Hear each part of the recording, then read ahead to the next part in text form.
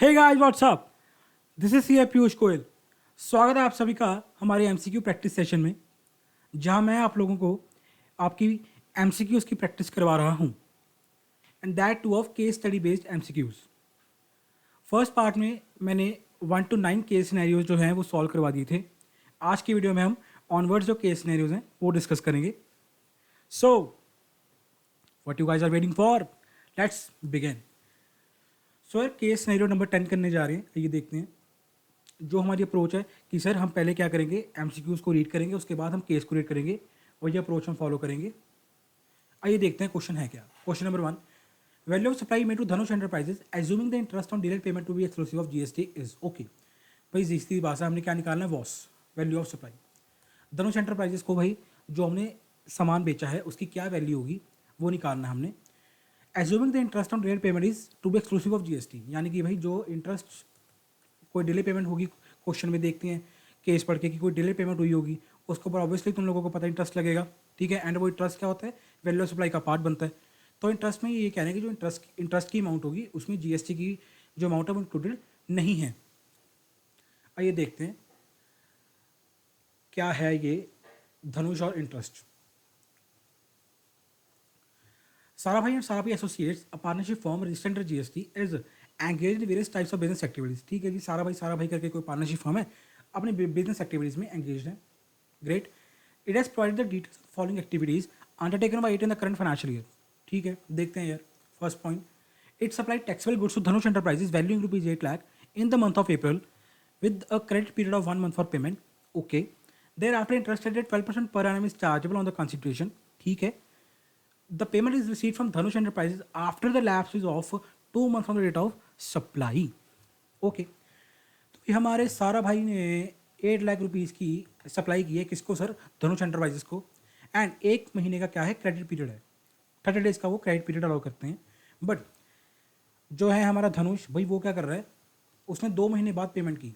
ये देखो, payment is made after the lapses of 2 months. ठीक है। अब तुम लोगों को पता है भाई क्रेडिट पीरियड तो 1 मंथ का ही अलाउड था, वो उसने कितना ले लिया, 2 मंथ, वो 2 महीने बाद पेमेंट कर रहा है। यानी कि जो उसने 1 महीना एक्सेस ले लिया उसके ऊपर क्या लगेगा, इंटरेस्ट। कितना इंटरेस्ट लगेगा, क्वेश्चन में बता दिया, 12% पर एनएम के हिसाब से भाई इंटरेस्ट का रेट लगेगा। यानी कि 8 लाख के ऊपर 12% इंटू 1/12, 1 महीने का इंटरेस्ट लगेगा, राइट। एक कैलकुलेट कर लो कितना आ गया, इट विल कम टू 8,000। ये हमारा इंटरेस्ट आ गया। And you guys very well know कि यार interest will form part of value of supply. So भाई 8 लाख तुम्हारी वैल्यू ऑफ सप्लाई थी, ट्रांजैक्शन वैल्यू थी, ये तो बनेगी प्लस 8,000 उसमें और कर दो, यानी कि टोटल हमारा वैल्यू ऑफ सप्लाई कितनी आ गई, 8,08,000। ईजी क्वेश्चन, आई थिंक इसमें कुछ ज़्यादा कुछ तो था नहीं डिस्कस करने वाला। देखते हैं इसका क्या आंसर है गाइस। 8,08,000 कौन से ऑप्शन में है, B part, B is the answer. Second question क्या कह रहा है देखते हैं। The time of supply, TOS निकालना है। The time of supply of advance money of ₹4,50,000 received for supply of office stage to शोका mart is okay. For balance payment of 10,50,000 receive the time of supply is this okay. भाई office stage क्या है, goods है, sorry या office stage क्या है sir, goods. And goods के case में तुम लोगों को पता है कि टाइम ऑफ सप्लाई क्या होता है, क्या होता है गुड्स के केस में time of supply, date of issue of invoice और last date when the invoice was required to be issued under section 31 whichever is earlier. ये है हमारा सर डेट ऑफ, ये है हमारा time of supply in case of goods and in case of charge. आइए देखते हैं, ये हो गया second part. It enters into contract for supply of 100 chairs at date 15,000 with Ashoka mart on 21 अगस्त। ठीक है यार, कॉन्ट्रैक्ट एंटर हुए 21 अगस्त को कि यार ठीक है मैं तेरे को सप्लाई कर दूंगा 100 chairs. Cool. Chairs are remove from the warehouse of the Sarabhai associates on 5 September along with invoice of said date. अब भाई मेरी बात सुनो, हमारे गोडाउन से, हमारे वेयर हाउस से कब चेयर्स निकली हैं, कब रिमूवल ऑफ गुड्स हो रहा है हमारे वेयर हाउस से, 5 सितंबर को। 5 सितंबर को हमारे वेयर हाउस से क्या हो रहा है, गुड्स का रिमूवल हो रहा है। ठीक है, आगे बता रहा है वो, उसी दिन इनवॉइस इशू कर दिया। Cool, great. Ashoka mart has paid 30% of total contract value on 21 August, 70% after delivery. यार हमने डेट ऑफ पेमेंट से क्या लेना है, हमने क्या लेना, कब वो कब पेमेंट कर रहा है, पार्ट पेमेंट कर रहा है, फुल पेमेंट कर रहा है, कब कर रहा है, क्यों क्यों? क्योंकि भाई हमको पता है कि यार गुड्स के केस में सर टाइम ऑफ सप्लाई क्या होता है, date of issue of invoice और the last date when the invoice was required to be issued under section 31। अब देखो सीधी सी बात है यार, इनवॉइस कभी इशू करते 5 सितंबर को, लास्ट डेट क्या थी इनवॉइस इशू करने की, वो भी 5 सितंबर ही थी, तो वो भी 5 ऑफ सितंबर ही थी। क्यों? बिकॉज जहाँ तुम्हारी रिमूवल ऑफ गुड्स हो रही है उस केस में इनवॉइस कब इशू करना है, ऑन और before the removal of goods. जब गुड्स की रिमूवल हो रही है हमारे वेयर हाउस से तभी भाई सारा भाई वालों ने क्या किया सर, इनवॉइस इशू कर दिया। यानी कि इसमें टॉस क्या आ गया, टाइम ऑफ सप्लाई क्या आ गया मेरे भाई, 5 ऑफ सितंबर। चाहे करो 4 लाख 4 साढ़े 4 लाख की पेमेंट करो, चाहे बाद में पेमेंट करो, हमें क्या फ़र्क पड़ रहा है, दोनों ही केस में भाई 5 ऑफ सितंबर हमारी टाइम ऑफ सप्लाई हो जाएगी। बिकॉज गुड्स के केस में हम दोबारा बोल रहा हूँ पेमेंट को कंसीडर ही नहीं करते। ठीक है, तो ये डी पार्ट इसका आंसर आ गया 5 सितंबर। दोनों के केस में ये टाइम ऑफ सप्लाई हो जाएगा। आई होप इजी क्वेश्चन था, बहुत इजी क्वेश्चन था। चलते हैं अपने थर्ड क्वेश्चन की तरफ। क्या कह रहा है थर्ड क्वेश्चन आपकी कंप्यूटर स्क्रीन के ऊपर, determine the value of outward supplies made by सारा भाई associates on which taxes payable under RCM। Okay, देखते हैं यार कि कौन सी ऐसी आउटवर्ड सप्लाई कर दी हमारे सारा भाई जी ने जिसके ऊपर टैक्स आरसीएम के अंडर लग रहा है, under reverse charge tax pay करना पड़ेगा। It also provides services of DSA direct selling agent to an NBFC located in Mumbai and the month of December for 50,000। Okay okay ठीक है। अब भाई तुम लोगों को अच्छी तरह पता है कि अगर कोई बंदा एनबीएफसी या बैंकिंग कंपनी को क्या कर रहा है, सप्लाई कर रहा है डायरेक्ट सेलिंग एजेंट की सर्विसेज, तो उस केस में रिवर्स चार्ज लगता है। बट एक चीज़ इसमें ये थी अपनी कि वो अगर पार्टनरशिप फॉर्म में बॉडी कॉर्पोरेट है, या बॉडी कॉर्पोरेट हो या पार्टनरशिप फॉर्म हो, ठीक है, उस केस में आरसीएम नहीं लगेगा। अब हमको पता है कि जो हमारी सारा भाई एसोसिएट्स हैं वो क्या है, एक तरह एक पार्टनरशिप फर्म है। वो क्या है मेरे भाई, एक पार्टनरशिप फर्म है। वी ऑलरेडी नो, क्वेश्चन ने मेंशन किया है स्पेसिफिकली।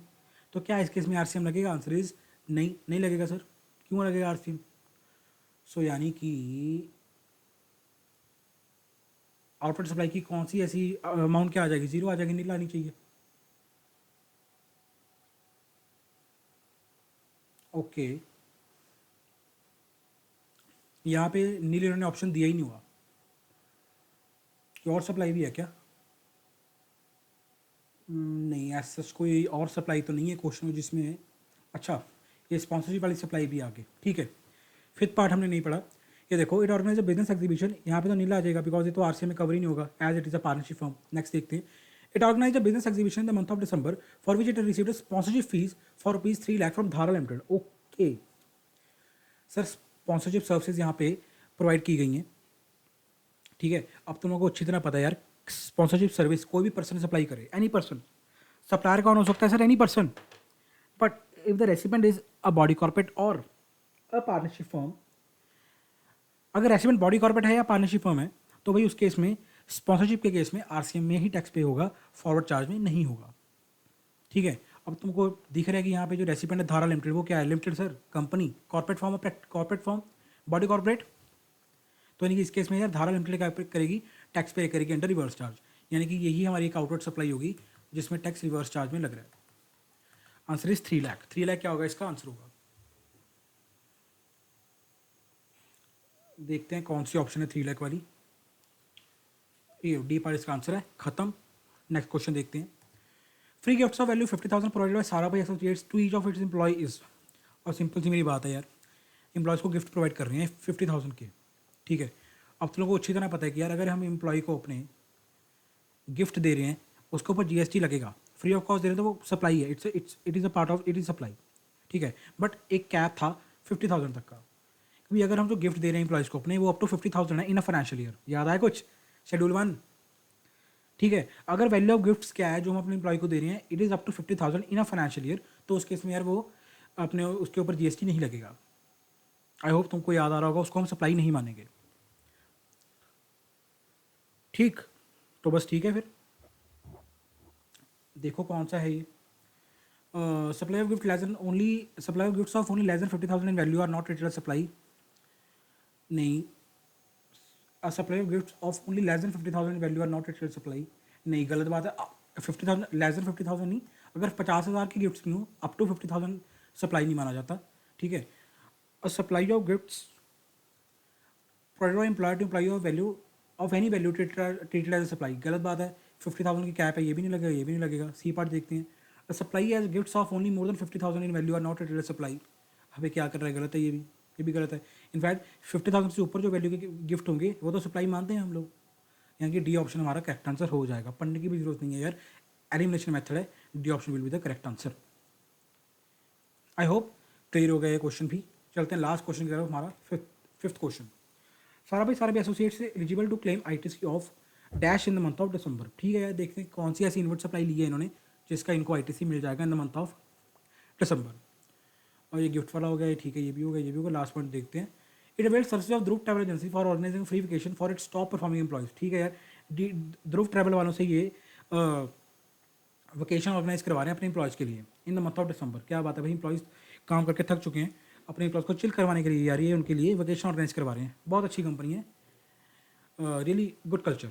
आगे चलते हैं, GST 50,000 was paid for the same. क्या बात है सर, ऑब्वियसली सर्विस ले रहे हैं तो जीएसटी तो लगेगा ना रे, 50,000 का जीएसटी पे कर रहे हैं बॉस।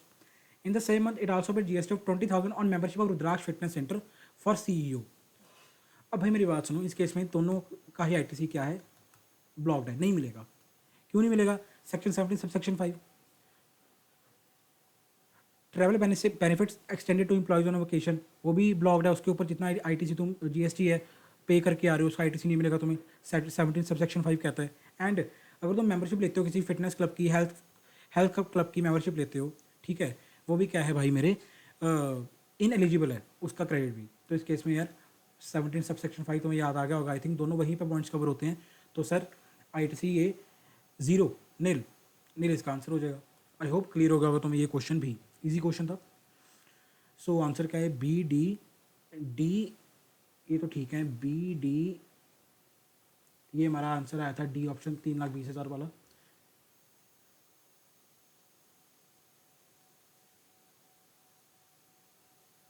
एक सेकंड, कुछ गलत कर दिया क्या हमने, नहीं सही है बिल्कुल एग्जैक्टली 3 लाख हमारा आंसर था, डी ऑप्शन 3 लाख की आंसर है। कूल, ठीक है। ऑप्शन डी इसका आंसर था, गिफ्ट हमारा जो किया था हमने, ये भी सही है, एंड नील ये भी सही है। 5 के 5 क्वेश्चन सर मैंने करवा दिए, आंसर हमारे बिल्कुल ठीक है। यो इसी बात पे यार एक लाइक ठोको, एक कमेंट ठोको एंड सब्सक्राइब का बटन भी हिट कर दो। लाइक करो अभी अभी, इसी मोमेंट पर लाइक करो, इसी मोमेंट पर लाइक कर दो पहले तो। केस सिनेरियो 11 करने जा रहे हैं गाइस, पहले लाइक करना है यार वीडियोस को। तुम लोग लाइक नहीं कर रहे हो, लेक्चर देख रहे हो लाइक नहीं कर रहे हो, बहुत बहुत बहुत बहुत बहुत गलत कर रहे हो मेरे साथ यार। तुम्हारे लाइक करने में क्या ही चला जाएगा भाई, क्या ही चला जाएगा। कमेंट करके यार मेरे को मोटिवेशन मिलेगी। तुम लोग कमेंट करोगे कि यार हाँ सर मज़ा आया, सर समझ आ रहा है, तो मेरे को भी यार एक मोटिवेशन मिलेगी। खुद सोचो यार, तुम्हारा क्या पैसे लग रहे हैं क्या लाइक करने के, तुम खुद सोचो भाई। नहीं, सब्सक्राइब करने के कोई पैसे लग रहे हैं, आंसर इज़ नो। तो क्या जा रहा है भाई तुम्हारा, सब्सक्राइब का बटन हिट करो, लाइक को हिट करो, कमेंट में अपनी भावनाएं व्यक्त करो। आई होप यार समझ गए होगे अब तो। चलो यार केस सिनेरियो 11 करते हैं, बहुत बातें होगी। पहले पढ़ेंगे क्वेश्चंस हर बार की तरह, आइए देखते हैं। Which of the following persons are liable to pay GST and reverse charge in respect of the GTA services provided by Purva Logistics in February of the preceding financial year? Okay. देखते हैं question में कौन बंदा GTA की service के ऊपर liable है tax पे करने के लिए अंडर आरसीएम। आइए देखते हैं। Purva logistics good transport agency is registered under GST, अच्छी बात है। It did not exercise the option to pay GST itself on the services supplied by it in the preceding financial year. ठीक है यार, वो कह रहा है कि भी मैं ऑप्शन एक्सरसाइज करूंगा, because you guys already know कि जीटे के पास ऑप्शन होती है कि चाहे तो वो खुद टैक्स पे कर दे under forward charge, otherwise resident तो टैक्स पे कर ही देगा अंडर रिवर्स चार्ज, राइट। उसके पास ऑप्शन होती है। पूर्वा वालों ने क्या किया, ऑप्शन को एक्सरसाइज नहीं किया। Great. It provided goods transport services to the following person the February of the preceding financial. ठीक है, इन बंदों को क्या किया इसने, जीटे की सर्विस प्रोवाइड की है फरवरी मंथ में। देखते हैं। Kunal trader and unregistered partnership firm, अच्छा okay. Mister Amar a CTP casual taxable person who is not registered under GST. ठीक है। Small trader cooperative society, okay. In a particular consignment in March of the preceding financial year Purva logistic transport, ठीक है, वो मार्च की month की बात आ गई, फरवरी month में है अभी हम। ठीक है, तो भाई तुम खुद सोचो इन तीनों में से, ये 3 बंदे हैं ए बी सी, इन तीनों में से यार किसके केस में आरसीएम लगेगा, कौन टैक्स पे करवाएगा under reverse charge? Option A and option B. Because GTA की सर्विस तुम आरसीएम के लिए पढ़ के आ रहे हो यार। अगर कोई पार्टनरशिप फर्म या फिर अगर कोई society which is registered under societies act GTA से सर्विस लेती है गुड्स ट्रांसपोर्ट की, उस केस में भाई उसको टैक्स पे करवाना पड़ेगा, टैक्स उसको रिवर्स चार्ज में ही पे करवाना पड़ेगा। How ever casual taxable person अगर विच इज़ अनरजिस्टर्ड, अगर एक कैजुअल टैक्सेबल पर्सन है जो कि रजिस्टर्ड नहीं है जीएसटी में, उसको एग्जम्पशन मिल जाएगी, वो टैक्स पे नहीं करवाएगा। तो इसका आंसर हो जाएगा Kunal traders and small trader cooperative society. ये देखते हैं, प्योर आरसीएम लिस्ट क्वेश्चन था ये, ठीक है ये ठीक है, यानी कि फर्स्ट एंड थर्ड ऑप्शन इसकी ठीक है, यानी कि C option, first and third option ठीक है, यानी कि सी ऑप्शन इसका भाई मेरे आंसर हो जाएगा। सेकंड पार्ट देखते हैं, transportation of dash by Purva logistics is exempt from GST. लो भाई, केस सिनेरियो पढ़ने की भी बात नहीं है, तीनों में से कौन सी एग्जाम्प्ट होगी, कौन सी टैक्स पहले तुम लोगों को अच्छी तरह पता है। मेरी बात सुनो भाई, डिफेंस इक्विपमेंट, अब यार तुम लोग मेरी बात सुनो, डिफेंस इक्विपमेंट, देश की सुरक्षा के लिए इक्विपमेंट्स जा रही हैं, डिफेंस इक्विपमेंट्स जा रही हैं ताकि हमारा देश क्या रहे, सुरक्षित रहे।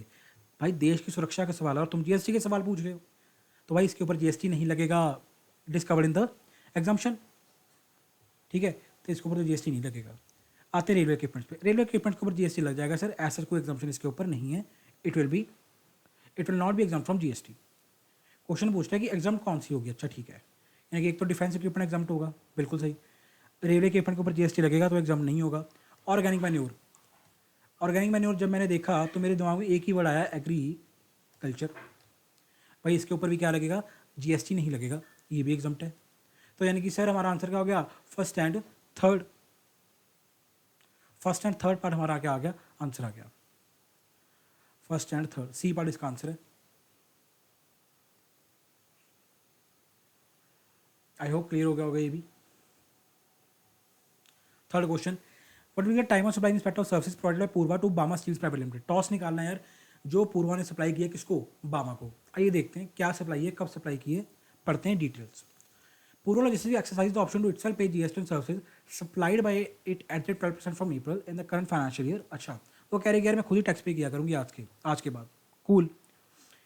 It provided GTA to Bama, GTA services to Bama steels on 1 April, ठीक है। अब मेरी बात सुनो यार, देखो ये सर्विस का केस हो गया और 100 फॉरवर्ड चार्ज हो गया, क्यों भैया, पूर्वा लॉजिस्टिक्स वाले क्या कह रहे हैं कि हम खुद ही टैक्स पे किया करेंगे। ये देखो फ्रॉम अप्रैल वो खुद ही टैक्स पे किया करेगी, इट सेल्फ पे जीएसटी, यानी कि फॉरवर्ड चार्ज लगेगा, आरसीएम नहीं लगेगा, और सर्विस का केस है। सो याद करो वो provision, time of supply in case of services and two in case of forward charge, वही होती है। अगर इनवॉइस इशू कर दिया as per the time limit prescribed under section 31, अगर नहीं किया तो नहीं किया तो ये प्रोविजन होती है अपनी, याद आया, date of provision of service या date of payment which is earlier, exactly. अब देख लो कि इनवॉइस कब इशू की है, देखो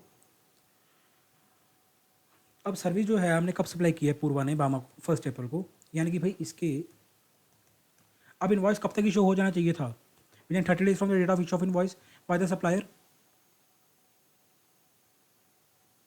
सॉरी या विद इन 30 डेज, या विद इन 30 डेज, मैं आरसीएम की वो ले गया था गलती से, सॉरी भाई। इस केस में प्रोविजन हमें क्या कहती है, 30 days from the date of provision of service invoice issue हो जाना चाहिए था, यानी कि भाई 1 मई तक इनवॉइस इशू हो जाना चाहिए था, right.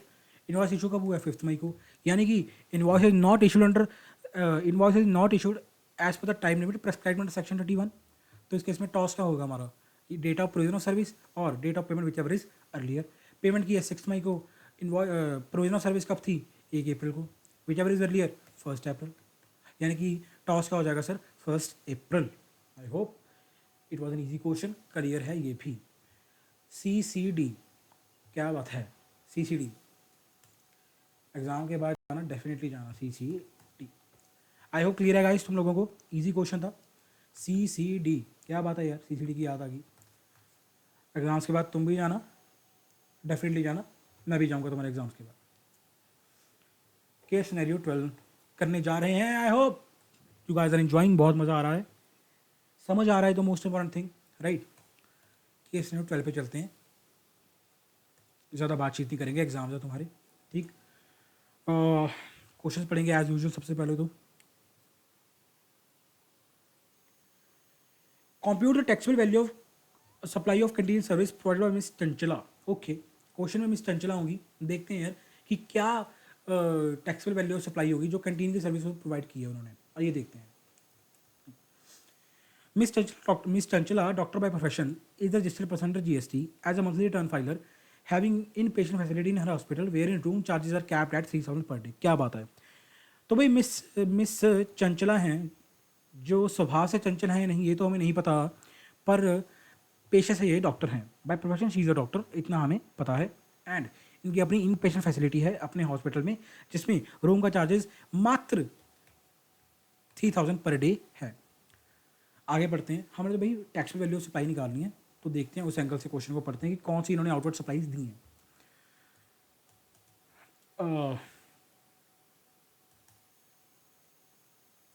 Miss Chanchla provided treatment of various diseases in her hospital, and apart from that, she also provided the following services in her hospital। ठीक है, plastic surgery, ambulance service, renting of space, ये सब service भी वो दे रही है। But हमारे लिए भाई कैंटीन वाला भी पॉइंट मैटर करता है। हम देखते हैं कैंटीन वाला पॉइंट कहाँ पे लिखे और निकालते हैं value of taxable supply. She is also consultant, अच्छी बात है। ये रहा हमारा पॉइंट कैंटीन वाला, ये इसको पहले पढ़ते हैं। Further she also provides canteen facility and receive 55,000 from inpatient for supply of food as per advice of nutritionist. ठीक है, nutritionist. Rupees 35,000 for patients who are not admitted and 25,000 for visitors of the same facility. अब भाई मेरी बात सुनो, जो already patient तुम्हारे hospital में एडमिट है, जो ऑलरेडी भाई तुम्हारे हॉस्पिटल में पेशेंट एडमिट है, क्या उससे भी तुम उसको तुम ऑब्वियसली खाना तो दोगी ना यार। अब भाई पेशेंट को, जो तुम्हारे पेशेंट है हॉस्पिटल में, जो एडमिट है तुम्हारा पेशेंट, अब उसकी तो देखभाल करना, उसकी तो proper care and take and care करना तुम्हारा काम है। कब कौन सी चीज़ वो खाएगा, क्या डाइट उसकी होगी, वो सब डॉक्टर ध्यान रखते हैं, हॉस्पिटल वाले ही ध्यान रखते हैं। तो वही सीधी सी बात है कि उसके ऊपर भी जीएसटी चार्ज कर दोगे? Answer is no. काहे का जीएसटी यार, काहे का GST? Health care services, health care services के ऊपर भाई मेरे जीएसटी एग्जम्प्ट है, तुम अच्छी तरह पढ़ के आए हो एग्जामिशन में। एंड भाई ये खाना देना, सप्लाई ऑफ फूड भी हेल्थ केयर सर्विसेज का ही पार्ट है, because it's a composite supply, naturally bundled. और जो बंदा तुम्हारे हॉस्पिटल में एडमिट है, जो ऑपरेशन करवा के तुम्हारे हॉस्पिटल में भाई बैठा है, उसके डाइट का ध्यान, उसको क्या खाएगा, कब क्या पिएगा, सब तुम्हारे ऊपर ही तो है, तुम ही तो प्रोवाइड करोगे। It is a part of health care service. तो वही ये जो 55,000 है ना, जो इन पेशेंट्स से सप्लाई ऑफ फूड का वो चार्ज कर रहे हैं, इसके ऊपर तो जीएसटी सर नहीं लगेगा, ये तो एग्जाम्प्ट है, ये तो एग्जाम सप्लाई है। बट हाँ, जो बंदे एडमिट ही नहीं है, वो नॉट एडमिटेड, एंड जो विजिटर्स आ रहे हैं, पेशेंट एडमिट है, उसके रिश्तेदार उसको मिलने आ रहे हैं, उसका हालचाल पूछने आ रहे हैं हॉस्पिटल में, भाई ये ऐसा, ये तो गलत बात है ना यार। वो तो खुद खाएंगे पिएंगे अपना, उसको तो जीएसटी चार्ज करना बनता है, उनका काहे का एग्जाम्पशन। तो यानी कि 35,000 प्लस 25,000 विच कम्स टू 60,000, या 60,000 ही आएगा। तो भाई इसके ऊपर जीएसटी लगेगा। ये हमारी क्या हो जाएगी, value of taxable supply. But 55,000 के ऊपर जीएसटी नहीं लगेगा, ये रीज़न मैंने आपको बता दिया क्यों। ठीक है, कौन सी ऑप्शन है 60,000 वाली? फर्स्ट का सी पार्ट खत्म। नेक्स्ट क्वेश्चन देखते हैं क्या कह रहे हैं। Maximum time permissible for rectification of error committed in the monthly return of June is. Okay भाई, एरर कर दिया तुमने रिटर्न में, कब तक ठीक कर सकते हो, कब तक ठीक कर सकते हो यार? 30 नवंबर, और date of filing of annual return whichever is earlier. ठीक है, अब हमारे क्वेश्चन में ये देख लेते हैं यार, एनुअल रिटर्न जो है वो कब फाइल हुई है, बस वो चीज़ देखने वाली बाकी है। जो भी अर्लियर होगी 30 नवंबर और date of filing of annual return जो भी अर्लियर होगी, तब तक तुम रेक्टिफाई कर सकते हो, उसके बाद तुम रेक्टिफाई नहीं कर सकते। आइए देखते हैं। She file GST 3 for the month of June with some errors. ठीक है, she file the annual return for the set financial 31 October of the next financial year, whereas due date 31। ठीक है भाई, ये बंदे ज़्यादा ही एडवांस निकले, advance बंदे निकले। 31 अक्टूबर को ही भाई इन्होंने रिटर्न फाइल कर दी, एनुअल रिटर्न जीएसटी 9। तो भाई क्या 31 अक्टूबर के बाद जब तुम्हारी एनुअल रिटर्न चली गई, जब साल की पूरी एक जो एनुअल रिटर्न होती है, एक कंसोलिडेटेड रिटर्न होती है, जब तुमने वही फाइल कर दी, तो भाई उसके बाद कोई भी एरर को रेक्टिफिकेशन परमिसिबल नहीं है। एरर, रेक्टिफिकेशन ऑफ एरर नहीं परमिसिबल भाई उसके बाद। यानी कि कब तक वो कर सकता था सर? 31 अक्टूबर तक वो कर सकता था। ये भी क्वेश्चन डन, कंप्लीटेड। आइए थर्ड क्वेश्चन पे चलते हैं। Determine which of the following services provided miss Chanchala and her hospital is exempt from GST. Okay, याद है क्वेश्चन की स्टार्टिंग में हमने ये सर्विसेज पढ़ी थी, प्लास्टिक सर्जरी, एम्बुलेंस सर्विस, कौन सी एग्जाम्प्ट है वो बतानी है। आइए देखते हैं। भाई प्लास्टिक सर्जरी करवा रहे हो sir, plastic surgery is not a part of health care service. कोई हेल्थ केयर सर्विस का पार्ट नहीं है प्लास्टिक सर्जरी करवाना। नो, इसके ऊपर एग्जाम्पशन नहीं मिलेगी, it is not exempt. Ambulance service for the transportation of patients बिल्कुल एग्जाम्प्ट है सर। मरीज घायल पड़ा बेड पे, तुम लोग कह रहे हो जीएसटी दे, जीएसटी दे, काहे का जीएसटी दे? वो तो जान से, वो तो मौत और ज़िंदगी के बीच में लड़ रहा है, मौत और ज़िंदगी से लड़ रहा है। तो भाई इसके में इसमें ये एग्जाम सप्लाई है एम्बुलेंस वाली, जीएसटी नहीं लगेगा। Running of space to run medical sorry, running of space to run medical store in hospital premises, भाई ये भी एग्जाम नहीं है, ये भी नहीं है एग्जाम। माना वो मेडिसिन की शॉप अपने हॉस्पिटल के अंदर लगा के बैठा है, ठीक है ना, बट वो एग्जाम नहीं है, क्योंकि जो हॉस्पिटल की जो शॉप लगा के बंदा, हॉस्पिटल में जो शॉप लगा के बंदा बैठा है भाई वो बिजनेस कर रहा है, वो बिजनेस कर रहा है, वो कोई समाज सेवा नहीं कर रहा, उसके ऊपर जीएसटी लगेगा ही लगेगा। आई होप तुम लोगों को मैं जिस तरह लाइक करवा रहा हूँ, तुम लोगों को एग्जाम्शन ऑटोमेटिकली याद हो रही होंगी मन में, ठीक है ना। मैं इस तरीके से तुमको लोगों को समझा रहा हूँ कि तुम्हें क्रैम ना करना पड़े, रट्टा ना मारना पड़े एग्जाम्शन स्क्वायर, कि वो ऑटोमेटिकली तुम्हारे मन में घर कर जाएँ। सो सर इस केस में एग्जाम कौन सी सप्लाई है? प्लास्टिक सर्जरी नहीं, सिर्फ एम्बुलेंस वाली सर्विस क्या एग्जाम है? अच्छा, ये भी एक consultancy service by miss Chanchala in other hospital. She is also consultant in other hospital and rate 40 lakhs as consultancy fees from other hospitals. Okay, अब तुम लोग खुद मेरे को बताओ यार कि क्या ये एग्जाम्ट होगा? ये मेरे को भी ध्यान नहीं आ रहा कि एग्जाम था या नहीं था। और miss Chanchala in other hospitals exam होना चाहिए यार, आई थिंक एग्जाम बिल्कुल एग्जाम होना चाहिए, एग्जाम होना चाहिए। तो बिकॉज बेसिकली है तो उससे related. I will go with the fourth, ये भी ठीक है, ये भी ठीक है, यानी कि C option will right answer. I will go with C option. देखते हैं क्या गलत है सही है, एग्जैक्टली मेरे को भी ध्यान नहीं आ रहा। पहले दो ऑप्शन तो ठीक है, बिल्कुल सही, एग्जैक्टली बिल्कुल सही, ये भी ठीक है हमारा, एग्जैक्टली। देखो तुम लोग खुद देखो, मैं कंफ्यूज हो गया था लास्ट वाले क्वेश्चन में कि यार वेदर जो कंसल्टेंसी सर्विस दे रही है क्या वो एग्जाम थी या नहीं थी, बट मैंने लॉजिक लगाया, तभी कह रहा हूँ लॉजिक से चलोगे कभी गलत नहीं होगा। इनफैक्ट तुम खुद भी आंसर को फ्रेम कर सकते हो एग्जाम में। मैंने लॉजिक लगाया कि यार अगर हेल्थ केयर सर्विस अपने हॉस्पिटल में दे रही है तो एग्जाम है, अपने हॉस्पिटल में दे रही है तो एग्जाम ही है health care service consultancy. But अगर दूसरे हॉस्पिटल में जाके दे रही है भाई तो एग्जाम ही होना चाहिए। क्या फ़र्क पड़ गया अगर कोई दूसरे हॉस्पिटल में उनकी इस डॉक्टर की ज़रूरत पड़ गई कि जी आप हमारे हॉस्पिटल में आके भी एक पेशेंट को देख लो, हेल्थ केयर सर्विस दे दो, ऑपरेशन कर जाओ। समझ पा रहे हो? है तो पेशेंट ही, है तो उस पे हॉस्पिटल में पेशेंट है, तो वो भी हॉस्पिटल दे, तो उसमें भी कंसल्टेंसी सर्विस ही रही है हेल्थ केयर सर्विस, तो ये भी एग्जाम होगा उस लॉजिक से। That's why we selected the right answer. I hope guys मज़ा आ रहा होगा। Case scenario number 13। 3 case scenarios guys हम कर चुके हैं, 10, 11, 12। बहुत ईजी केस सिनेरियोज थे आई थिंक, मेरे को तो कुछ इसमें डिफ़िकल्ट नहीं लगा, राइट। चलते हैं नेक्स्ट क्वेश्चन की तरफ। Case scenario number 13। देखो कितने इजी एमसीक्यूज हैं, राइट। नो डाउट एग्जाम्पशंस हैं, तुम्हें रिकॉल करनी पड़ेंगी। लाइक मैं पूरी अपनी कोशिश कर रहा हूँ कि यार तुम लोगों को एग्जाम्पशंस बेसिकली रट्टा ना मारनी पड़े, तुम लोगों को अपने भी याद हो जाए। मैं इस तरीके से एग्जाम्पशंस करवा रहा हूँ तुम लोगों को, ठीक है। चलिए करते हैं केस सिनेरियो नंबर 13। पहले क्वेश्चंस पढ़ेंगे as usual. Nilkant and company needs to furnish a statement containing details of stock of input held in semi-finished finished goods on the withdrawal of composition scheme by। भाई बिना case scenario पढ़े इसका answer हमें पता है, सीधी सी बात है, बिल्कुल ही straightforward provision based question पूछा है कि यार जब एक बंदा कॉम्पोजिशन स्कीम से विड्रॉल करता है, वो बाहर आता है कॉम्पोजिशन स्कीम से, ऑप्ट आउट करता है, राइट। तो यू ऑल गाइज, जो तुम लोगों को अच्छी तरह पता है कि जो भी उसने उसके पास स्टॉक पड़ा इनपुट सेमी फिनिश गुड्स का, फिनिश गुड्स का, ठीक है, उसको उसका आईटीसी क्या करना पड़ेगा, रिवर्स करना पड़ेगा। कब तक? उसको एक स्टेटमेंट फाइल करनी पड़ेगी डिपार्टमेंट के साथ, डिटेल देनी पड़ेगी कि हाँ जी जी मेरे पास ये पूरा स्टॉक पड़ा है, इतना स्टॉक पड़ा है, जिसके हिसाब से इतना आईटीसी मेरे को रिवर्स करना पड़ेगा विदिन 30 डेज, विदिन 30 डेज। अब देखते हैं कि यार उस बंदे ने विड्रॉल कब किया है कॉम्पोजिशन स्कीम से, उससे 30 डेज कैलकुलेट कर लेंगे, जो आएगा वो हमारा आंसर होगा। आइए देखते हैं। Neelkanth company registered supply under GST is dealing in supply of taxable goods in state of Karnataka, ठीक है।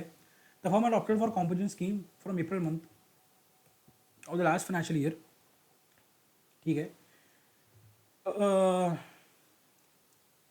इस turnover cross 1.50 9th May of the current financial year and had opted for withdrawal, ठीक है। कुल मिला के 9th मई को भाई उस बंदे की विड्रॉल हुई है कॉम्पोजिशन स्कीम से, 30 डेज कैलकुलेट कर लो, 9 मंथ से क्या आएंगे अपने 22 इसके हो गए, 8 उसके हो गए, 8 जून आएगी मेरे हिसाब से, डेट सी पार्ट इसका आंसर आएगा।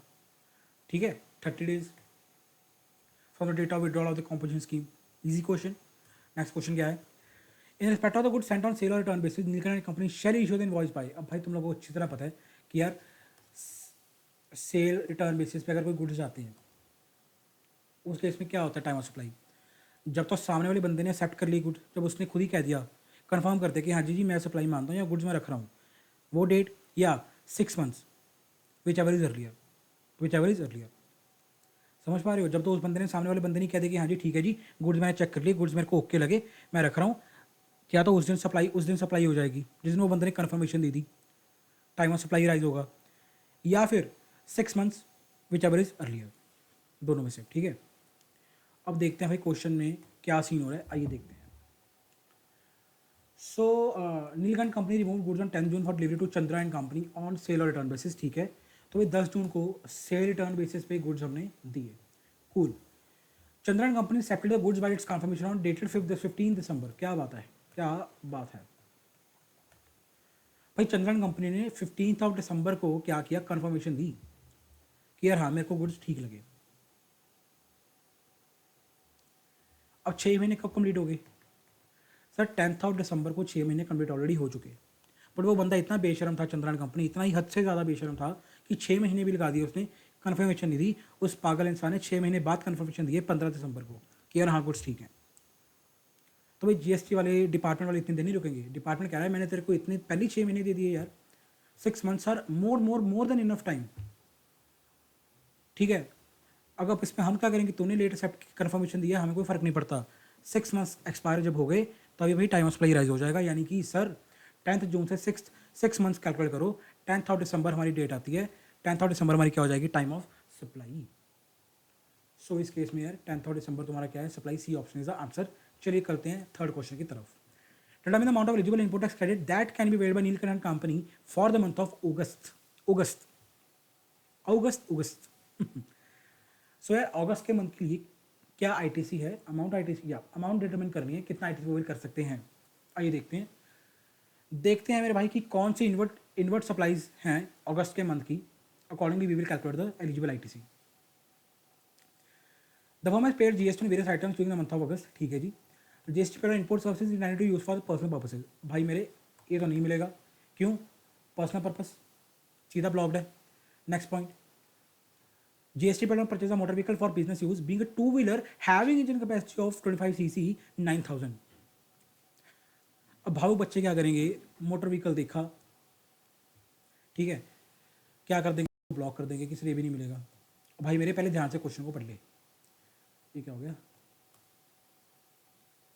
अच्छा भाई मेरे ध्यान से क्वेश्चन को पढ़ ले, क्या लिखा हुआ है, being a two wheeler having engine capacity of 25 cc। 25 CC का भाई तुम्हारी बाइक है, मोटर व्हीकल है, देख लो, टू व्हीलर है, एक मोटरसाइकिल होगा, मोटर बाइक होगी। एंड भाई बाइक तो, और अगर तुम एज पर जीएसटी लॉ चलो तो मोटर व्हीकल के डेफिनेशन में क्या लिखा है सर, कि 4 व्हीलर्स, जो 4 व्हील से नीचे वाला कोई मोटर व्हीकल होगा उसको मोटर व्हीकल नहीं मानेंगे, एटलीस्ट 4 व्हील्स हों उसको ये मोटर व्हीकल मानते हैं। और जो आईटीसी ब्लॉक है वो तो मोटर व्हीकल के ऊपर ब्लॉक्ड है, एंड ये तो मोटर व्हीकल ही नहीं है as per GST law. As per GST law तो मोटर व्हीकल ही नहीं है, तो क्या इसके ऊपर आईटीसी ब्लॉक्ड होगा, आंसर इज नो। इसके ऊपर तो सर आईटीसी हम ले सकते हैं, इसके ऊपर तो आईटीसी मिल ही जाएगा ना यार। Yes, 9000। GST paid on purchase of computer, बिल्कुल यार, कंप्यूटर कहाँ पे लिखा ब्लॉक्ड है, ये भी मिल जाएगा, 19000। 28K is the answer. देखते हैं यार ऑप्शन 28K, 28K है ही नहीं इसमें। अच्छा वाई सो, कुछ गलत कर गया क्या मैं,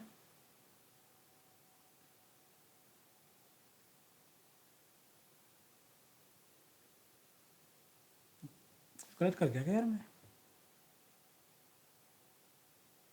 अच्छा यहाँ पे लिखा हुआ है, ये नोट हमने इग्नोर कर दिया। GST portion was included as part of cost to claim depreciation and income tax 161।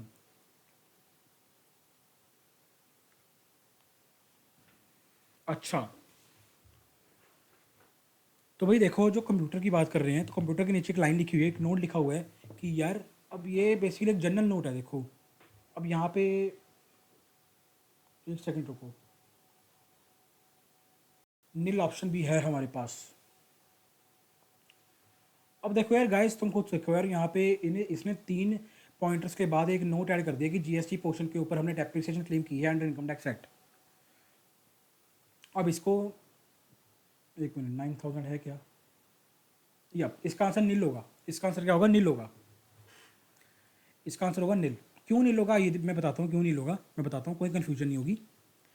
अब देखो, अगर तो तुम लोग एज्यूम करके चलते हो कि यार ये जो नोट है, सिर्फ ये जो नीचे नोट लिखा है, मैं हाईलाइट करता हूँ, तुम अगर एज्यूम करके चलोगे, ये जो नोट लिखा है कि जीएसटी पोर्शन के ऊपर हमने डेप्रिसिएशन क्लेम कर ली already under income tax act, ठीक है, कि ये नोट सिर्फ सी पार्ट के नीचे लिखा है, तो सी पार्ट से रिलेटेड है, यानी कि कंप्यूटर से रिलेटेड है। तो पहले वाले का तो वैसे ही ब्लॉक था क्योंकि पर्सनल यूज़ था, नीचे वाले का तो ब्लॉक होगा क्योंकि डेप्रिसिएशन क्लेम कर चुके हो, दोगलापन इज नॉट अलाउड। तो यानी कि भैया भैया सीधी बात है, जीएसटी के लिए मिलेगा इसका। तो यानी कि सर, जो जीएसटी मिलना था फिर अकेला इसका मिलता 9000 का। बट अगर तुम ऑप्शन में जाके देखो तो ऑप्शन में तो सर 9000 ऑप्शन ही नहीं है। तो यानी कि ये जो नोट है मेरे भाई, पर नील ऑप्शन है, ये देखो नील ऑप्शन है कि जीरो, कुछ भी नहीं मिलेगा। यही हमारा आंसर होगा, क्योंकि ये जो नोट है फिर इसका मतलब ये नोट है, जो ये जनरल नोट है इन तीनों पॉइंट्स के लिए। तो यानी कि 9000 का जो है ये कंपोनेंट है ना, इसके ऊपर भी हम डेप्रिसिएशन क्लेम कर चुके हैं ऑलरेडी। और जब डेप तो वही दोगलापन अलाउड नहीं है, जब एक चीज़ मिल गई डेप्रिसिएशन, या तुम आईटीसी ले लो। तो भाई मेरे इस केस में आईटीसी कुछ भी नहीं मिलेगा, answer is nil. I hope समझ आया होगा मैंने किस बेसिस पे इसको आइडेंटिफाई किया है, right. Nil is the answer. चलते हैं फोर्थ क्वेश्चन की तरफ। या compute the amount of ITC to be reverse for the month of September, ignore interest liability if any. ठीक है जी, सितंबर के मंथ में सर कितना आईटीसी हमने रिवर्स करना है, आइए देखते हैं। आइए देखते हैं। During May Neelkanth and company had reverse ITC of 10,000 for not making payment to vendors within the time limit prescribed in this and this. Payment अगस्त में कर दी थी हमने। क्या लेना है यार, हम सितंबर का कम कर रहे हैं, सितंबर का देखेंगे। क्वेश्चन सितंबर के लिए पूछ रहे हैं ना, सितंबर का देखो। Out of purchase made an ITC value in the earlier months, the following information is made available as on September. आइए अब आई हमारी बात सितंबर की। अब देखो यार, नंबर ऑफ डेज आ गए, आईटीसी आ गए, 180 डेज वाली प्रोविजन की वो बात कर रहे हैं। याद है वो 180 डेज वाली provision? If supplier fails to make payment, sorry, if recipient fails to make payment to the supplier within 180 days from the date of issue of invoice, then he had to reverse the ITC along with the interest. हाँ sir, याद आ गया, sir याद आ गया। ITC वाला chapter, 180 days वाली provision, 145 days, 199, 99, यानी कि भाई 180 दिन इस सिर्फ इस वाले केस में क्रॉस करके, एक्सीड करके, यानी कि तुम्हें 15,000 का आईटीसी भाई मेरे क्या करना पड़ेगा, रिवर्स करना पड़ेगा। बट एक और चीज़ भी देखने वाली बात है कि पहले 10,000 का आईटीसी हम रिवर्स कर चुके हैं ऑलरेडी, हमने पहले पेमेंट में डिफ़ॉल्ट किया था, बट उसकी हमने पेमेंट अगस्त में कर दी। तो यानी कि, और तुम ये भी जानते हो कि जब हम पेमेंट कर देंगे दोबारा, तो हम दोबारा उसका आईटीसी ले सकते हैं वंस पेमेंट इज मेड। अब देखो 10,000 का तुम लोगे, 15,000 का तुम रिवर्स करोगे, तो नेट कितना रिवर्स कर दोगे? -5,000, यानी कि 5,000 भाई तुम लोग क्या कर दोगे, नेट रिवर्सल ऑफ आईटीसी कर दोगे। आइए देखते हैं, 5,000 ऑप्शन नहीं है। अच्छा, यानी कि क्वेश्चन नेटिंग नहीं कर रहा, क्वेश्चन नेट ऑफ नहीं कर रहा, तो बस ठीक है। फिर तो अगर नेट ऑफ नहीं कर रहा क्वेश्चन, तो हमारे पास क्या आंसर था? 15,000। 15,000 को तुम लोग ऑप्शन को टिक करो, ठीक है, और अपना आगे बढ़ो, राइट। आई होप क्लियर हो गया होगा। आप थोड़ा ज़्यादा सोच गए थे, जो कि अच्छी बात भी है। हर एक एंगल से क्वेश्चन को सोचो, हर एक एंगल से क्वेश्चन को डीप डाइव करो, राइट। फिफ्थ क्वेश्चन क्या है sir? Time of supply inspector of service reported by Nilkanth company format associated enterprise is. भाई एसोसिएटेड एंटरप्राइज के केस में टाइम ऑफ सप्लाई क्या होगा? Date of receipt, in fact I would say date of entry in the books of account of the receipt of supply, कि हम अपनी books में किस दिन दिखा रहे हैं कि यार हाँ हमने सप्लाई की है, हमने रिसीव की है, वो डेट, या date of payment whichever is earlier. अब देख लो क्या है। नीलर company receive accounting service from Raghuvan company and associated enterprise located in Sri Lanka. ठीक है, इनवॉइस कब इशू किया सर? 1 सितंबर को। एंटर कब किया बुक्स ऑफ अकाउंट में? 10 अक्टूबर को। ओके, 10 अक्टूबर को सर हमने एंटर किया अपने बुक्स में इनवॉइस। डेट ऑफ पेमेंट कब है? 38 सितंबर, विच एवर इज अर्लियर, 38 सितंबर, यानी कि बी पार्ट इसका आंसर है। आइए मैच कर लेते हैं एक बार आंसर। सी ए सी बी। ये ऑप्शन है हमारी आंसर है क्या? ठीक है, हमारा आंसर सी, ठीक है, CB। ये ऑप्शन गलत है हमारा 19,000 वाला। क्यों गलत है? क्यों गलत है भला?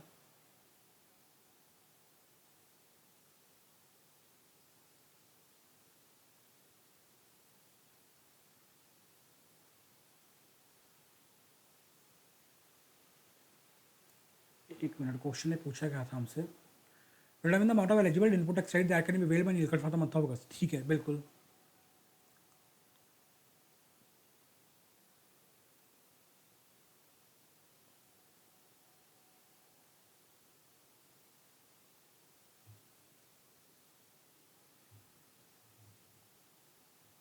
भाई क्यों ये ऑप्शन सेलेक्ट कर रहे हैं 19,000? रुक जाओ देखते हैं। ITC related personal purposes not allowed, ठीक है। Further ITC related scooter is allowed as the same is not a motor vehicle, बिल्कुल सही, मैंने भी यही बताया था तुम लोगों को। हाँ जी सर। नेक्स्ट पढ़ते हैं। ITC related to computer is not reviewable as depreciation as claimed on the same, बिल्कुल ठीक तो है, हम तो भी यही किया।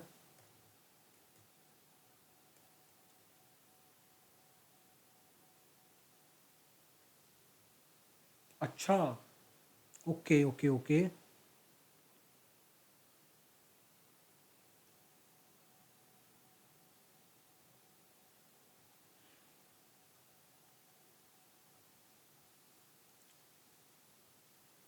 ठीक है गाइज, तो ये बेसिकली इन दोनों को नेट ऑफ कर गया। मैंने जो तुम्हें वर्किंग करके दिखाई थी सेम वर्किंग इसने अगस्त के मंथ में करके दिखाई है। अब देखो हुआ क्या, 19,000 के ऊपर तुम डेप्रिसिएशन क्लेम कर चुके हो, दैट्स तुम्हें नहीं मिलेगा, दैट्स कूल। 9,000 के ऊपर तुम्हें ITC मिल जाएगा। ये जो नोट है इधर सी पार्ट के लिए ही मान के चल रहा है। 9,000 का ITC तुम लोगों को मिल जाएगा, ठीक है, क्योंकि मोटर व्हीकल ही नहीं है। एंड जो 19,000 आंसर कैसे बना, बिकॉज ये देखो अगस्त के मंथ में इसने पेमेंट कर दी। एक पेंडिंग पेमेंट थी जो उसने क्लियर कर दी। अब लाइक पहले पेमेंट की नहीं थी जिसकी वजह से इसने ITC रिवर्स किया था 10,000 का, बट अब जब पेमेंट कर दी तो दोबारा ITC ले सकता है, बिल कर सकता है। तो 10,000 प्लस ये हो गया, ग्रेट। 19,000 ये वाला पार्ट हमारा पढ़ना रह गया था। ये हमने देखा नहीं कि अगस्त मंथ का पूछा, ये भी अगस्त मंथ में था। देखो कितनी बारीकी में क्वेश्चन ने पूछा है। ओवरलुक हो गया पढ़ते पढ़ते, बट एग्जाम में ओवरलुक नहीं करना, एग्जाम में पूरा ध्यान से क्वेश्चन को पढ़ना है, right. It was a good one. I hope clear होगा कि 19,000 आंसर कैसे आया, आई होप। ठीक है, 9,000 ये वाला, 10,000 ये वाला, दोनों को प्लस करके 90,000 हमारा आंसर आया।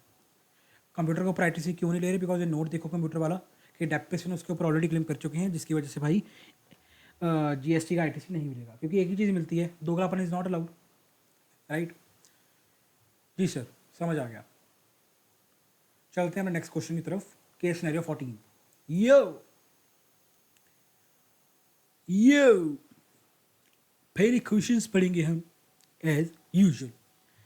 What shall be the time limit to issue invoice for the supply of smartphones on credit? ठीक है यार, देखते हैं भाई, टॉस पूछ रहा है सप्लाई ऑफ स्मार्टफोन्स का। ओके,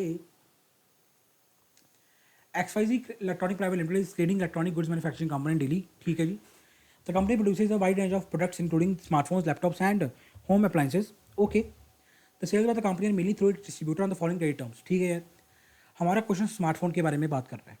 लैपटॉप के केस में अप टू 15 डेज़ का क्रेडिट है, स्मार्टफोन के केस में 90 डेज़ है, अदर अप्लायंस के केस में 45 डेज़ का क्रेडिट टर्म अलाउड है, ठीक है। During the year company purchase plant and machinery worth ₹1 year.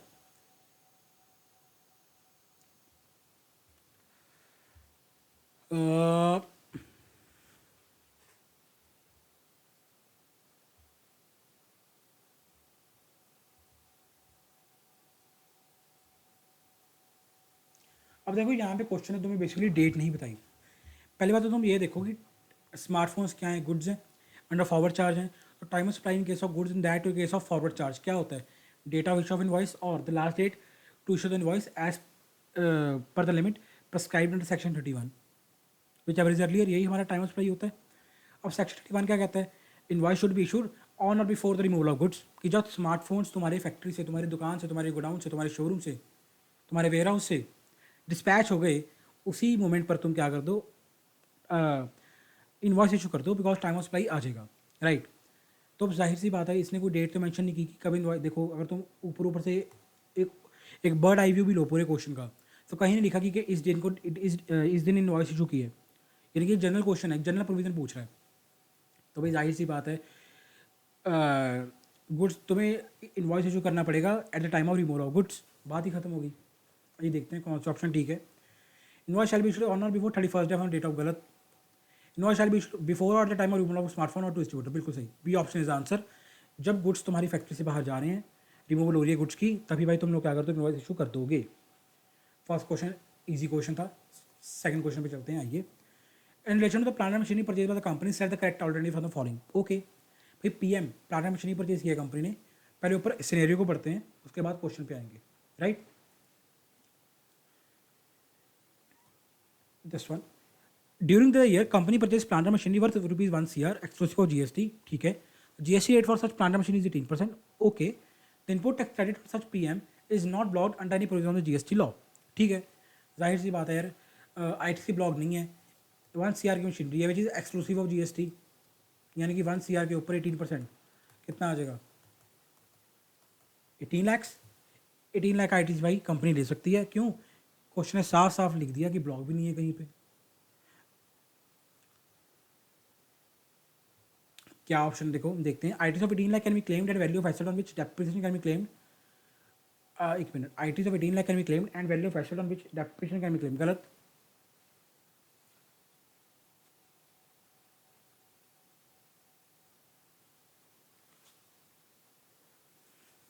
देखो, आईटीसी 18 लाख का कह रहा है और वैल्यू ऑफ एसेट जिसके ऊपर डेप्रिसिएशन तुम ले सकते हो वो होगी 1.18 CR, गलत। भाई तुम डेप्रिसिएशन किसके ऊपर क्लेम कर सकते हो? 1 CR के ऊपर जो एसेट की वैल्यू है। 18 लाख का तुम लोग क्या कर सकते हो? आईटीसी क्लेम कर सकते हो। यानी कि इसका ऑप्शन क्या होगा answer? B part option, B option इसका आंसर होगा कि ITC of 18 lakh can be claimed, बिल्कुल सही बात। And value of asset on depreciation can be claimed under the income tax side will be 1 CR, जो मशीन की एक्चुअल वैल्यू थी plant machinery की। बी ऑप्शन इसका आंसर है। आई होप क्लियर हो गया होगा। Easy question, cool. चलते हैं थर्ड क्वेश्चन की तरफ। आई होप गाइस समझ आ रहा होगा, मज़ा आ रहा होगा। The beauty of MCQs, the best part of MCQs is, MCQ तुम जब करते हो ना, specially case scenario based MCQs, तो तुम्हारा दिमाग इतना ज़्यादा शार्प होता है बिकॉज तुम एक टाइम पे तुम पूरा का पूरा जीएसटी अपने मन में घुमा रहे हो। क्या बता, एक ही क्वेश्चन में 5 क्वेश्चन, एक केस में अगर 5 क्वेश्चन पूछ रहा है क्वेश्चन तुमसे, ठीक है, तो पाँचों के पाँचों अलग अलग चैप्टर्स से हैं। तो एक ही टाइम पे तुम मल्टीपल चैप्टर्स को अपने ब्रेन में क्रॉस कर रहे हो। समझ पा रहे हो इस चीज़ का? This is a beautiful thing जो मेरे को अच्छी लगती है एमसीक्यूज़ की। बहुत ज़्यादा शार्प होता है इससे तुम्हारा दिमाग। How shell P R limited be treated in the provision of GST law, ठीक है यार। पी आर प्रोविजन किस तरह ट्रीट की जाएगी under provision of GST law? पहले तो देखो कि पी आर प्रोविजन के बारे में क्या और इन्फॉर्मेशन है, आइए देखते हैं। The company is plan to demerge its operation in relation to the laptops and other computer accessories from the next financial year, ठीक है। The demerge entity P R will be a separate legal entity for the company in a wholly form subsidiary of the company having common board of directors, ठीक है। भाई इतनी information दी है। भाई सीधी सी बात है, ये हमारी जो कंपनी थी एक्स वाई जी इलेक्ट्रॉनिक्स वाली हैं, इनमें से बेसिकली क्या हो रहा है, पीआर वाली जो कंपनी है, पीआर लिमिटेड एक कंपनी है, मतलब एक बेसिकली कंपनी का एक सेगमेंट क्या हो रहा है, डीमर्ज हो रहा है एंड एक नई एंटिटी फॉर्म होगी पीआर लिमिटेड, राइट, जो कि एक्स वाई जी की होली ऑन सब्सिडरी होगी। समझ रहे हो? डीमर्जर हो रहा है कंपनी का, एक्स वाई जी से एक कंपनी निकल रही है जिसका नाम होगा पीआर लिमिटेड, डीमर्ज हो रही है, एक सेपरेट कंपनी बन रही है। अब देखते हैं क्वेश्चन क्या पूछा है।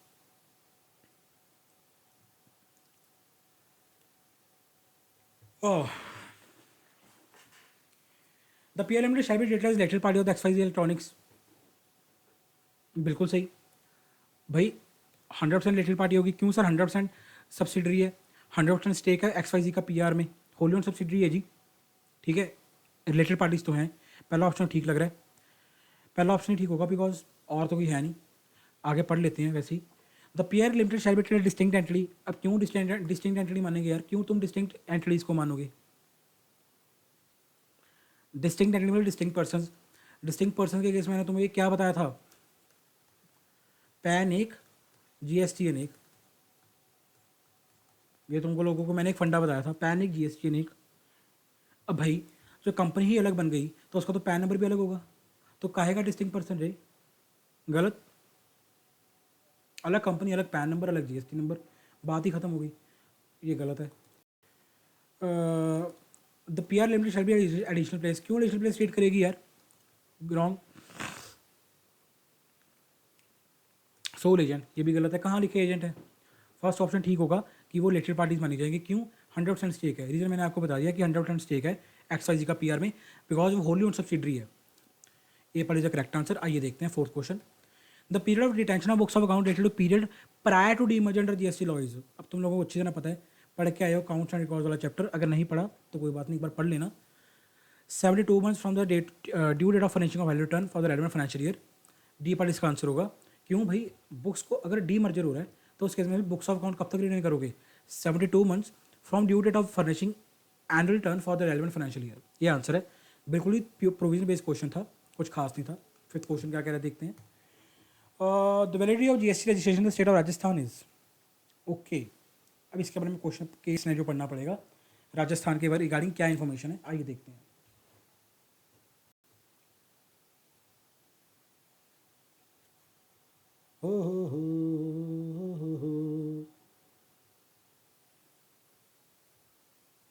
Yeah.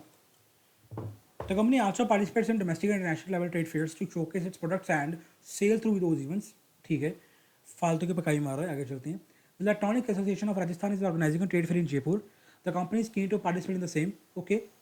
To ensure the GST compliances, the company wants to obtain the GST registration as casual taxable person CTP. ठीक है, in the state of Rajasthan. Okay, तो भाई कंपनी ने क्या किया, राजस्थान की स्टेट में अपने आप को एज ए CTP रजिस्टर करवा दिया। क्यों? बिकॉज जयपुर में क्या हो रहा है, ट्रेड फेयर हो रहा है। अब कितनी दिन ट्रेड फेयर चल जाएगा यार? महीना, 15 महीना चल जाएगा, 2 महीने चल जाएगा, राइट। परमानेंट कंपनी बिजनेस नहीं करना चाहती जयपुर में। Just for that trade fair purposes company अपने बेसिकली अपने प्रोडक्ट्स को शोकेस करना चाहती है जयपुर में, जिसकी वजह से यार वो CTP as a casual taxable person अपने आप को रजिस्टर करवा रहे हैं इन राजस्थान स्टेट। ठीक है, तो हमने अपने GST रजिस्ट्रेशन है CTP। वैलिडिटी कितनी है? 45 डेज। अच्छा, तभी वो वैलिडिटी पूछ रहा है। आंसर क्या हो जाएगा? 45 डेज। क्वेश्चन खत्म, क्वेश्चन खत्म। क्वेश्चन साफ बता देगा सर 45 डेज हैं। क्वेश्चन खत्म, खत्म। Six question and I think is the last question. या which of the following statement is true in relation to non-payment of consideration by the Gujarat godown to Delhi godown? Okay, देखते हैं भाई क्या इनका क्या है इशू गुजरात गोडाउन और Delhi godown का। आइए देखते हैं, पढ़ते हैं। The company transfer the goods from one of its godown in Delhi to another godown in Gujarat. यानी कि भाई आज हम चले हैं दिल्ली कैपिटल्स, कहाँ जा रही हैं? गुजरात टाइटंस। ठीक है, दिल्ली वाले चले हैं भाई गुजरात। तो क्या हो रहा है उसके बाद देखते हैं। Where the company has a registered place of business. ठीक है, the value of goods transfer is 5 CR and the rate of GST is 18%। Okay, the tax was issued and GST was deposited by the company. ठीक है, however the consideration was not paid by the Gujarat office for the company to Delhi even after orphanage delays from the date of issue of invoice. Further, there was no reverse movement of such goods from Gujarat to Delhi godown. भाई 180 days में payment नहीं की तो क्या करना पड़ेगा रे? जो GST का ITC क्लेम कर चुका है उसको रिवर्स करना पड़ेगा रे। यानी कि सर ITC रिवर्स करना पड़ेगा।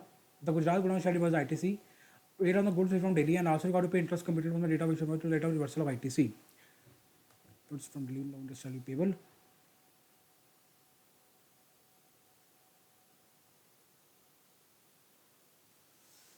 कंपनी अपनी कहाँ की रजिस्टर्ड है? दिल्ली की। ऑप्शन ए इसका क्या होगा आंसर? क्योंकि भाई 180 डेज से एक्सीड कर गया, तुमने पेमेंट नहीं की, ठीक है, तो क्या होगा? तुम ITC रिवर्स कर दोगे along with the applicable interest. तो देख लेते हैं क्या आंसर्स हैं इन क्वेश्चंस के। BBA DDA BBA DDA, यानी कि BBA DDA BBA सही है। डी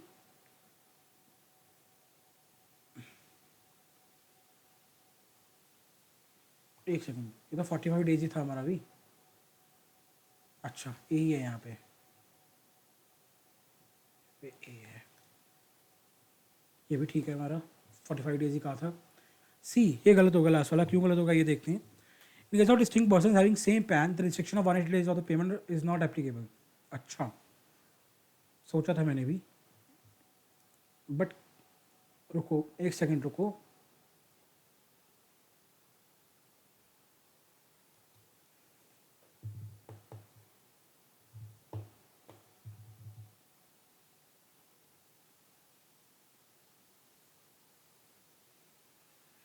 एक सेकंड रुकना, दोबारा पढ़ते हैं क्या गलती हो गई।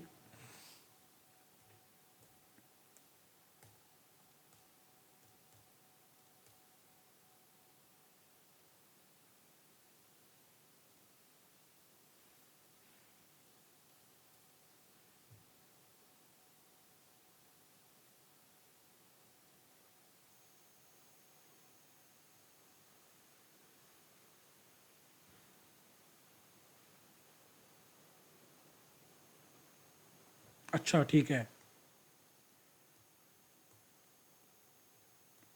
यार, ये देखो ये डिस्टिंक्ट पर्सन्स थे, मेरे को ये ध्यान नहीं रहा, ये पॉइंट ये ओवरलुक कर गए जल्दी जल्दी में। Has registered place of business in Gujarat, और अगर तुम्हारा registered place of business Gujarat में है, यानी कि तुम्हारा दिल्ली में भी, तो दिल्ली में तो तुम रजिस्टर्ड हुई, तुम्हारा गुजरात में भी रजिस्टर्ड हो तुम दिल्ली में, राइट। तो भाई सीधी सी बात है, कंपनी का पैन तो सेम होगा ऑल इंडिया बेसिस। अब जीएसटी अनेक और पैन एक, ये तो सर डिस्टिंक्ट पर्सन हो गया, एंड डिस्टिंक्ट पर्सन के केस में जो 180 डेज वाला क्राइटेरिया है वो नहीं एप्लीकेबल है। ये चीज़ हम ओवरलुक करके कि has registered place of business in Gujarat, ठीक है ठीक है। आई होप गाइस क्लियर हो गया होगा कि क्यों 180 डेज वाला क्राइटेरिया इसके ऊपर नहीं लगेगा। सो हमारा जो आंसर होगा वो क्या होगा, ऑप्शन सी, कि इसके ऊपर सर ये जो रिस्ट्रिक्शन है 180 डेज वाली ये एप्लीकेबल ही नहीं होती, is not applicable. I hope clear हो गया होगा क्वेश्चन, मज़ा आ रहा है, आई होप इन्जॉय कर रहे होगे, राइट। चलते हैं केस नंबर 15 के ऊपर, चलिए क्वेश्चंस पढ़ते हैं। सबसे पहले तो at what point of time tax will be payable in relation to advance receive by company on 1 CR। Okay भाई, कंपनी ने टैक्स निकालना है तुम लोगों ने कि जो कंपनी को रिसीव हुआ है 1 CR एडवांस आया कंपनी को, क्या टाइम ऑफ सप्लाई होगा, टैक्स विल बी पेबल। देखो ना, tax will be payable, time of tax निकालना है, but point of time that is time of supply. अब 1 करोड़ कंपनी को क्या है, आइए वो देखते हैं पहले तो। Ecodex Solutions Private Limited is engaged in manufacturing and supply of energy products and solutions across multiple states in India, ठीक है। The company manufactures solar panels and this and blah blah blah, फालतू के पकाई मारा, पढ़ लेना तुम लोग, काम की बात पे आते हैं यार सेकंड पैराग्राफ पे। The company received an advance payment for bulk of goods in March 24, but delivery कब कंप्लीट हुई है, मई में, 1 CR की। अब भाई गुड्स के केस में यार तुम लोगों को अच्छी तरह पता है कि एडवांस जब हमें रिसीव होता है, टाइम ऑफ सप्लाई कोई इफेक्ट नहीं होता। टाइम ऑफ सप्लाई क्या होगा, date of issue of invoice और the last date when invoice was issue to be when invoice was required to be issued in section 81 whichever is earlier, तुम्हारा क्या होगा, time of supply, ठीक है ना। आई hope clear हो गया होगा ये क्वेश्चन। अब मार्च के मंथ में भी कंपनी ने गुड्स सोल्ड किए हैं 5 करोड़ के, सीधी सी बात है, एंड 1 करोड़ की क्या दी है, सर्विस दी है, पर वो पूछ रहा हमसे 1 करोड़ के एडवांस के रिगार्डिंग। अब देखते हैं क्या होगा। The tax is payable at the time of supply of goods, exactly option B is the answer. भाई हमें क्या फ़र्क पड़ता है कभी एडवांस आ रहा है, हमें कोई फ़र्क नहीं पड़ता जब एडवांस आ रहा है, क्योंकि गुड्स की बात हो रही है। तो भाई सीधी सी बात है, टैक्स कब पे करेंगे हम, eight the time of supply of goods. जब गुड्स का टाइम ऑफ सप्लाई आएगा तभी हम उसके इस 1 करोड़ के एडवांस के ऊपर भी टैक्स पे कर देंगे, बात खत्म। Question number 2, the total amount of supply during the month of March 24 to be reported in GST एडवान of the company is.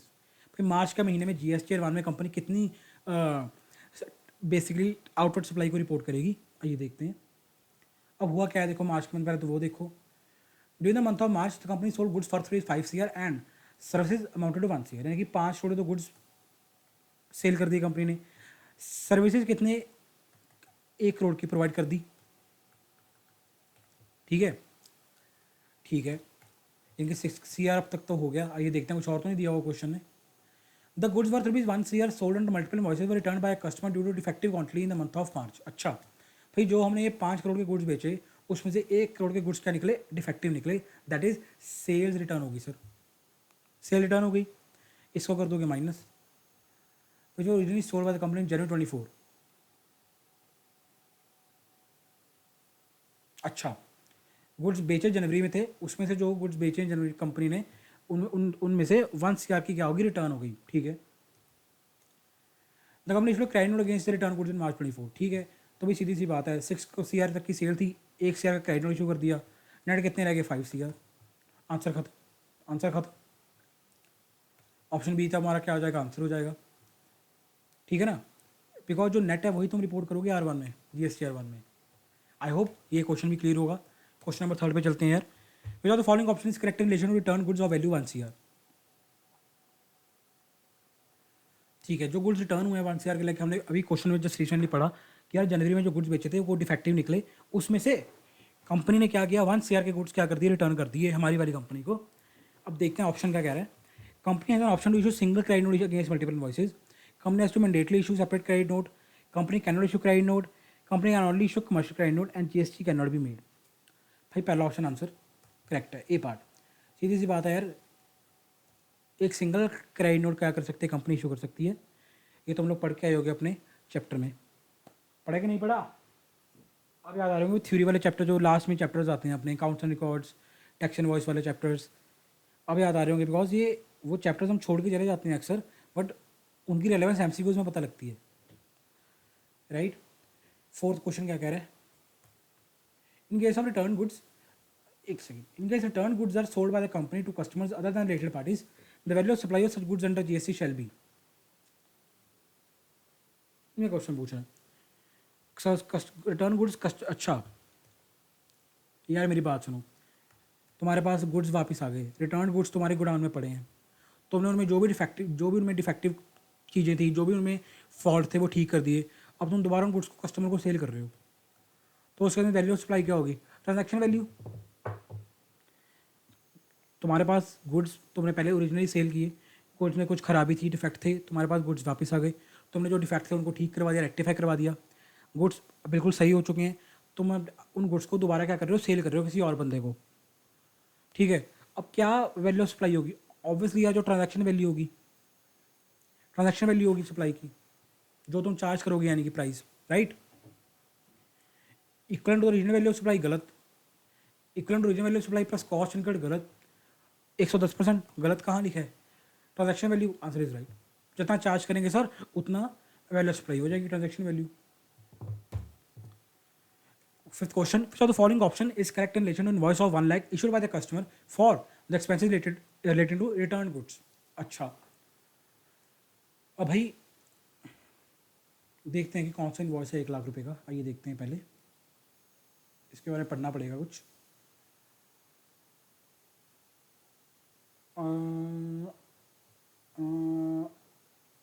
Yup, the company incurred an amount of 5 lakh on the repair of return goods. ठीक है, 5 lakh company ने खर्च कर दिए sir return करने के लिए गुड्स को, रिटर्न गुड्स को ठीक करने के लिए, रीसेलेबल करने के लिए मार्केट में।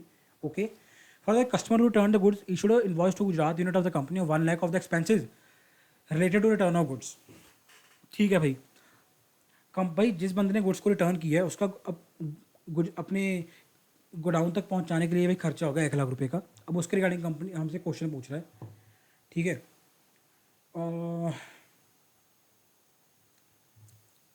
अब देखो यार, the company shall be eligible to avail input tax credit, बिल्कुल ऑप्शन ये तो करेक्ट है ही है भाई, जाहिर सी बात है 1 लाख रुपए का जो खर्चा है, जो जो रेसिपेंट तुमसे चार्ज कर रहा है ताकि उसको, क्योंकि उसको इनकर करना पड़ गया गुड्स रिटर्न करने के लिए, चाहे फ्रेट का हो, चाहे कुछ हो, ट्रांसपोर्ट का हो, कुछ भी हो, ठीक है।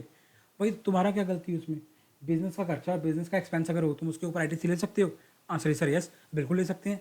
तो ये पहला ऑप्शन बिल्कुल ठीक है हमारा, 3 पढ़ने की जरूरत नहीं है। बाकी पहला ऑप्शन ही ठीक है भाई, बाकी तो फालतू बातें लिखी हुई हैं, 50% ले सकता है, अलाउड है अगर ओनली ये कर दे वो कर दे, फालतू की बातें हैं। कहाँ लिखा है ऐसा कि ITC वेट नहीं कर सकता अगर गुड्स रिटर्न हो जाए? ये ऑप्शन इसका आंसर है। सिक्स क्वेश्चन देखते हैं क्या कह रहा है sir, last question, while moving the goods from Maharashtra to Gujarat unit by company, goods shall be accompanied by, okay ये देखते हैं इसका क्या सीन है।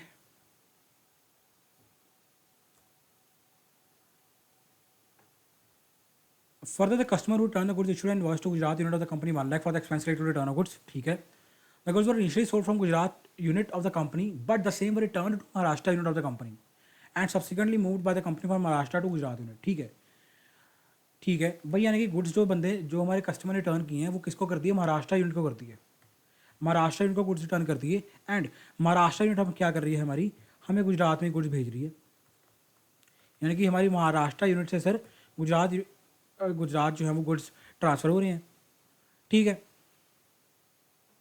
The company registered under GST in both the states and GST में both the states में registered है, Gujarat and Maharashtra. ना भी लिखता तो भी हमें पता था, बिकॉज वी ऑलरेडी नो कि जीएसटी में स्टेट वाइज रजिस्ट्रेशन का कंसेप्ट है। आइए देखते हैं क्वेश्चन क्या पूछ रहे हैं। महाराष्ट्र यूनिट से जब गुजरात यूनिट गुड्स ट्रांसफर हो रहे हैं, कौन सी स्टेटमेंट सही है? Original invoice shall be original invoice issued in January 24, invoice issued by the returning customer to the Gujarat, invoice by Maharashtra to Gujarat under the company delivery challan. Third option क्या है करेक्ट आंसर? इनवॉइस, भाई Maharashtra unit और Gujarat unit क्या है? Distinct persons है, distinct persons है, क्योंकि PAN number एक है all over India, GST number अलग अलग है, स्टेट वाइज है। And you very well know कि भाई माना कोई कंसिडरेशन नहीं चार्ज हो रही, फ्री ऑफ कॉस्ट ट्रांसफर हो रहे हैं, बट सर हम इसको सप्लाई मान लेंगे schedule 1, supply of goods and services between related person और डिस्टिंक्ट पर्सन और establishment of distinct person shall be treated as supply even if made without consideration. तो भाई जब सप्लाई हो गई तो टैक्स इनवॉइस इशू होगा, इनवॉइस इशू करेगी, जो इनवॉइस इशू करेगी वो गुड्स के साथ भेज देना, बात ही खत्म। आई होप गाइज 6 क्वेश्चन हम कर चुके हैं कंप्लीट, ठीक है। आई होप समझ आ गए होंगे, मज़ा आया होगा तुम लोगों को, अप्रोच पता लगी होगी यार किस तरह हम क्वेश्चन को सॉल्व कर रहे हैं, ठीक। एंड जो बाकी के केस सिनेरियोज हैं वो लाइक अभी मैं कवर नहीं करूँगा, बिकॉज लाइक मैं 15 केस सिनेरियोज कवर करवा चुका। अब तुम खुद भी प्रैक्टिस कर लो, बिकॉज जितना देर लाइक खुद प्रैक्टिस नहीं करोगे तब तक तुम्हारा खुद का जो दिमाग है वो चलना स्टार्ट नहीं होगा, राइट। सो 15 केस सिनेरियोज मैं करवा चुका हूँ यार डिस्कस। आई होप तुम्हें अब डर नहीं लग रहा होगा एमसीक्यू से, अब तुम्हें टेक्निक पता लगी किस तरह अप्रोच करना है। पहले क्वेश्चन को रीड करोगे, उसके बाद केस को रीड करोगे, 1 बाय 1 क्वेश्चन करते जाओगे एंड पढ़ते जाओगे केस को, ठीक है। तो ठीक है गाइज, मिलते हैं नेक्स्ट वीडियो में। लाइक कर देना वीडियो को अगर अच्छा लगा हो, कमेंट डेफिनेटली करके बताना कि यार अच्छा लगा हो। एंड अगर किसी बच्चे को लग रहा है कि यार सर प्लीज़ आप जो बाकी के केस सिनेरियोज हैं वो भी डिस्कस करवा दो, या फिर किसी पर्टिकुलर केस सिनेरियो में तुम्हें डाउट लग रहा है, तो डेफिनेटली तुम लोग मेरे को कमेंट सेक्शन में पिंग कर देना, मैं कवर कर दूंगा, कोई इशू नहीं है। अगर मेरे को लगा कि बच्चे ज़्यादा कह रहे हैं कि सर प्लीज़ बाकी के सिनेरियोज भी आप कवर कर दो, दिक्कत आ रही है तुम लोगों को, तो मेरे को कमेंट सेक्शन में पिंग कर देना, मैं करवा दूंगा बाकी के केस सिनेरियोज भी। पर for the timing I think कि 15 केस सिनेरियोज बहुत हैं, 15 केस स्टडीज़ करवा चुका हूँ। तो मेरा आइडिया एक बेसिकली इस वीडियो का पर्पज़ यही था कि यार तुम्हें एक आइडिया मिल जाए, तुम्हें एक अप्रोच पता लगे कि यार किस तरह हमने एमसीक्यूज़ को टैकल करना है क्वेश्चन में, पेपर में, ठीक है। तुम खुद प्रैक्टिस करना, स्टिल कोई डाउट होगा मेरे को कमेंट सेक्शन में पिंग कर देना। And guys definitely please comment section में अकेले डाउट मत पिंग करो, डाउट तो पिंग कर ही दो अगर है, बट यार अगर तुम्हें अच्छा लगा हो, तुम्हें समझ आया, तुम्हें अगर कोई भी चीज़ अच्छी लगी मेरी पढ़ाने की, समझ आया या मज़ा आया, तो प्लीज़ डेफिनेटली यार कमेंट सेक्शन में पिंग करके कमेंट करो कि यस सर मज़ा आ रहा है। एंड लिटरली बहुत अच्छे तरीके से इफेक्टिवली हमारे एग्ज़ाम की प्रिपरेशन भी हो रही है, ताकि यार देखो मेरे को भी थोड़ा मोटिवेशन मिले यार, राइट। बिकॉज देखो मैं तुम लोगों को इतना मोटिवेट कर रहा हूँ यार, बट थोड़ी मोटिवेशन तो यार मैं भी चाहता हूँ यार, थोड़ी मोटिवेशन तो यार मेरे को भी दो तुम लोग। डेफिनेटली कमेंट सेक्शन में मेरे को पिंग करके बताना कि कैसा लगा, मज़ा आया नहीं आया, कुछ तो लिखो, कुछ तो बोलो। लाइक डेफिनेटली करना, एंड अगर अब तक सब्सक्राइब नहीं किया तो बहुत ज़्यादा शर्म की बात है। अगर अब तक भी सब्सक्राइब नहीं किया गाइज, सब्सक्राइब कर लेना, because it's going to your one, मेरा ये चैनल जो है it's going to one stop solution for your CA journey, entire CA journey, ठीक है ना। सो गाइज अगर अब तक भी सब्सक्राइब नहीं किया तो सब्सक्राइब कर लेना, बहुत बहुत बहुत एक्सप्लोर करने को मिलेगा आगे। तब तक के लिए पढ़ते रहो, #study with CA Piyush, #study with logic, #learn with CA Piyush। Bye bye.